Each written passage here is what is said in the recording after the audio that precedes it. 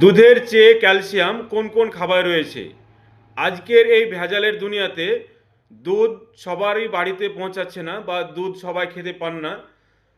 প্যাকেটের দুধ বা অন্যান্য কেমিক্যালযুক্ত দুধ খেয়ে শরীরের অন্যান্য রোগের তৈরি হচ্ছে। এই দুধের থেকে ক্যালসিয়াম কোন কোন খাবারে পাওয়া যায় আজকে আমরা জানবো। আপনার গরুর দুধে যদি 130 mg থাকে, তাহলে এর থেকে ভালো খাবারে অন্য খাবার রয়েছে, সেটা হচ্ছে পালং শাক 150 mg, 150 mg এর মধ্যে আপনি ক্যালসিয়াম পেয়ে যাবেন।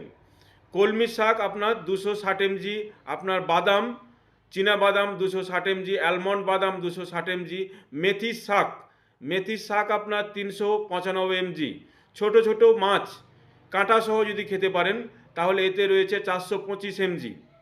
এবং এই ছোট মাছের শুটকি, তার থেকেও মানে ছোট মাছ থেকেও শুটকিতে বেশি ক্যালসিয়াম রয়েছে, মোটামুটি 500-র উপরে ক্যালসিয়াম রয়েছে এতে। সজনে পাতা গ্রাম বাংলায় অনেকে প্রেশার কমার জন্য খান না, কিন্তু এতে প্রচুর পরিমাণে ক্যালসিয়াম পাওয়া যায়। 400 mg সজনে পাতায় বা সজনে শাকে ক্যালসিয়াম রয়েছে। Chia seed 460 mg।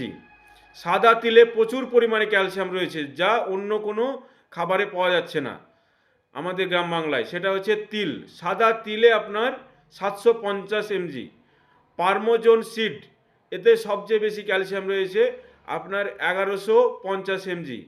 আমার এই ভিডিও যদি ভালো লেগে থাকে তাহলে পেজটি লাইক করুন এবং সাবস্ক্রাইব করে সঙ্গে থাকুন, এবং অন্য মানুষের জানার জন্য সুবিধার্থে পেজটি শেয়ার করুন। ধন্যবাদ।